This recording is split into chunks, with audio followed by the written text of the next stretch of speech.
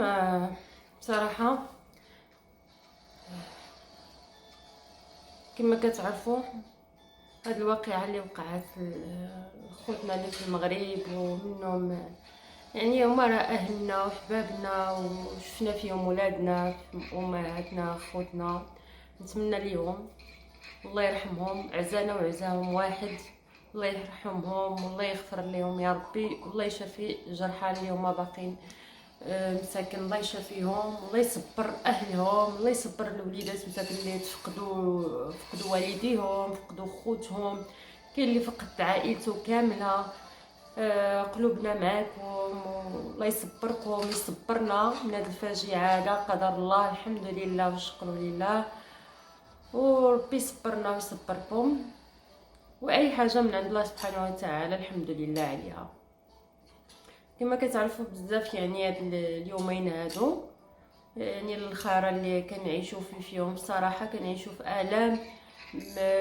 نهار كامل حنايا حاضين غير شنو هو الاخبار ديالهم، فين وصلوا مساكن، شحال الضحايا. صراحه تألمنا بزاف، يعني كيفاش الانسان غادي يعبر على هذا الحزن اللي هو ما بين ليله ونهار. الانسان كيفيق كيلقى واقعه بحال هكا فاجعه، منهم الناس مساكن دواوير كاملين، الدواوير مشاو.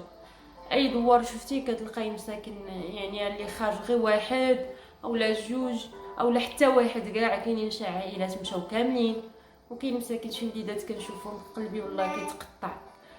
اليوم جيت باش نقول لكم قلبي معاكم، واي واحد بغا يتبرع في سبيل الله والحاجه غير بسيطه، يعني بلا ما يعني بلا الكثير. اي حاجه اللي عنده حويجات وليدات صغارين، حويجات ديال الكبار، اللي عنده الله يجعلهم يعطي غير شي حاجه بسيطه، اجر لله ولا الرحمه ليهم والدعاء ليهم. الله يثبتهم والله يجعل لهم مغفره الذنوب، والله يجعلهم من اهل الجنه شهداء.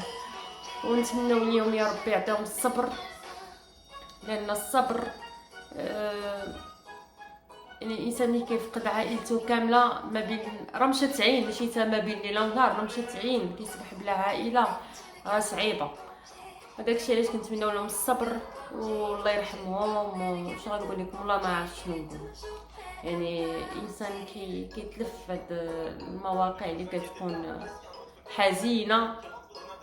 واخا حنايا دارنا مساكن كانوا انا بصراحه كنت نعس داك النهار بكري، داك النهار نعس بكري سبحان الله، كنعس بكري داك النهار نعس بكري. عيات اختي ما تصوني عليا، صوناو عليا حتى الصباح. انا غدا ديالي كنسمع في الراديو اشنو وقع في مراكش وداكشي. قلت له شنو كاين؟ قال لي يا سيده داك المعرة زنزال، واش نتي ما فراسك؟ قلت له ما فراسيش انا. ايوا صافي حتى كنشوف التليفون بلا راه معيطه لي اختي، حتى هي قالت لي بلا راه ضرب عندنا الزنزال في الكناس وخرجنا بتنا بالزنقه. بصراحه تخلعت، ولكن ما كاينش تحبنيش هادشي اللي واقع. منين شفت في الحاوت نواحي مراكش، يعني اثرت بزاف من الناس مساكن اللي هو وقعت لهم هاد الفاجعه هادي.